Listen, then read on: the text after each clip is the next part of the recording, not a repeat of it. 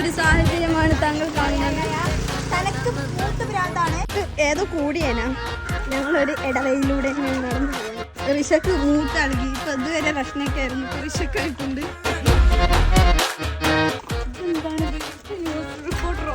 ഞാന്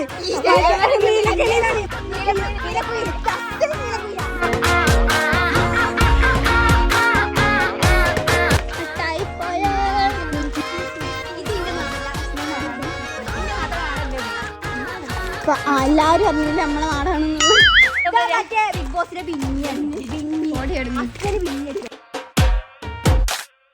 ആശിച്ചു പെറ്റ മാതാവും ആശ വറ്റിച്ചു വാഴും പിതാവും